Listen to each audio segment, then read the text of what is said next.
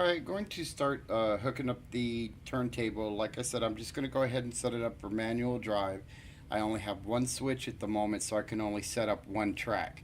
So I think what I'm going to do is I'm going to go ahead and set up stall 1 on my turntable, or I'm sorry, in my roundhouse, and that's going to park the SD70, because as you can see, the SD70 is kind of long, so it needs a long parking space, and the 060 will probably go in next to it, but that'll have to wait until I get another switch. So right now I'm just going to set it up for manual drive, and set up that first stall right there so we could start parking the SD70 in there, and that'll give me access to 3 locomotives hands-free. Okay, got my excuse me, got my turntable mounted down, and I've got my approach track set. So what I'm going to do now, I think I'm going to go ahead and add a feeder to it right in here, which is my turntable approach track. And I think I'm going to go ahead and add a feeder to it right there, just so I know I have a good signal going through here, and then I'll put my jumpers here over to the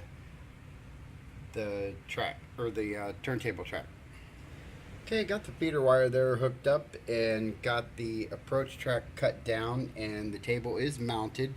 So I'm going to go ahead and solder the jumper wires to go to the turntable track.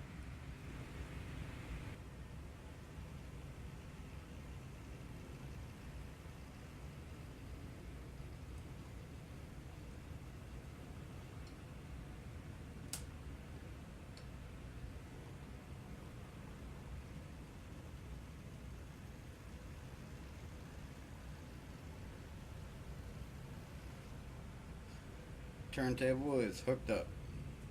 Now I'm going to go ahead and set up that first stall right there for the SD70 Mac. Got the 3 stall tracks. 2 of them are just set in there. These 2 are just set in here. This one is actually glued down and soldered. Got the wires running underneath. Now I'm going to run that over and see if I can get it to hook up to this switch, which is basically just an on-off switch with an LED light. So hopefully that's not going to be too difficult to hook up. Alright, well, it took me a couple hours and some problem solving, but I got the first stall in and hooked up. I didn't get to use the switch that I wanted to use. I wanted to use this illuminated rocker switch, so that whenever a track was on, I had a light that indicated that it was on, but I could always rig one of those up in LED. So I had to use this really ancient, just simple on-off toggle switch, which is fine, but it works. So let me show you a run here, pull the locomotive into the first stall.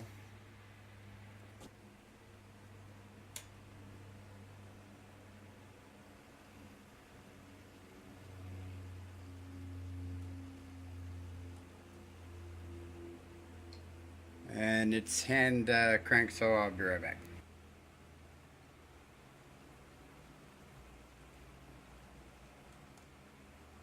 And then I flip the toggle switch on.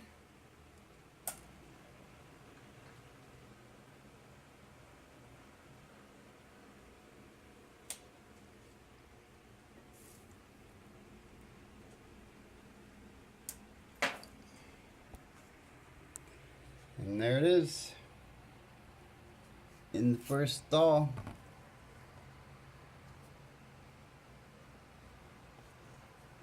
So that's where I'm going to park my SD70, because it's a long locomotive and it sticks out the back of my little siding tracks over here. So we're going to go ahead and pull this out and put the SD70 in there.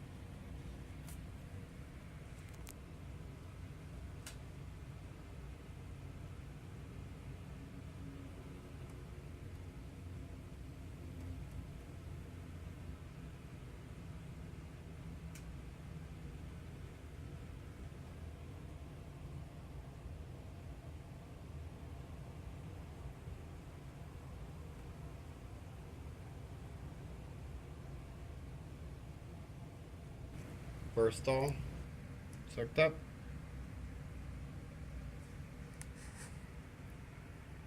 And I have no more switches and no more wires, so I really can't do anything with the other two stalls. But I am going to go ahead and get these tracks set up.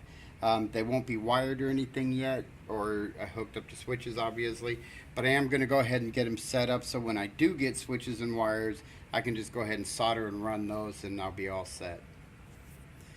But just about completely done with the rail yard. All I got to do now is hook up these two tracks and the rest of the outside tracks and the fueling track, and then that's it.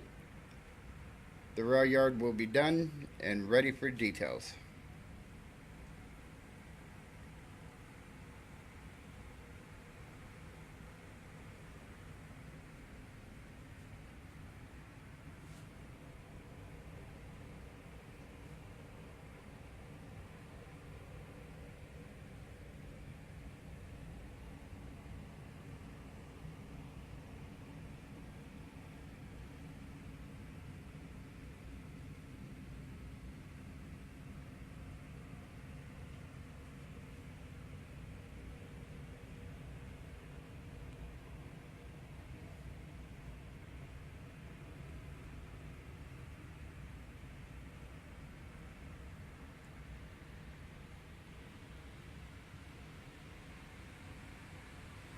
Okay, got the first two sidings over here in the industrial area and the main line all soldered up to here. I don't think I went any further than this. Nope. So I'm all up to here, and I do believe I've already trimmed this. Yeah, I've already trimmed this, so we're good up to this point. I did drop a feeder here because I wasn't getting a lot of power back in here. And I also dropped a feeder here because it would come off of this turnout going this direction and just die. It would die on the turnout. So I went ahead and added a feeder there too. So definitely collecting feeders now, but I should have pretty good power from there all the way through here, all the way up to here. Should be pretty good power. And then I'm also going to go ahead and I'm either going to drop a feeder here or here. I may just go ahead and put it here, so that way I keep boosting the power going that direction. So yeah, I guess this is it for tonight. I was having a problem with my locomotive. It all of a sudden just stopped running. It was getting power and lights was coming on, and you could touch the locomotive and you could feel the vibration in the motor, but the locomotive just flat out was not moving. So I kind of ranted and raved a little bit and walked away from it and came back and put it back on the track, and all of a sudden it was running normal. So, well, not quite normal. It's still not running real good. It's running a little bit worse than it was, but I'm hoping it's not an indication that an oncoming problem. I've had this locomotive less than 2 months, and it's got probably less than 10 hours of runtime on it, and already developing a problem. But we'll see. We'll see. Maybe not. Maybe it's just a heat thing. I don't know, because it is hot. It's been really hot out here for the last few days. So for almost 2 weeks now, it's been in the 110s. So it's been pretty hot out here.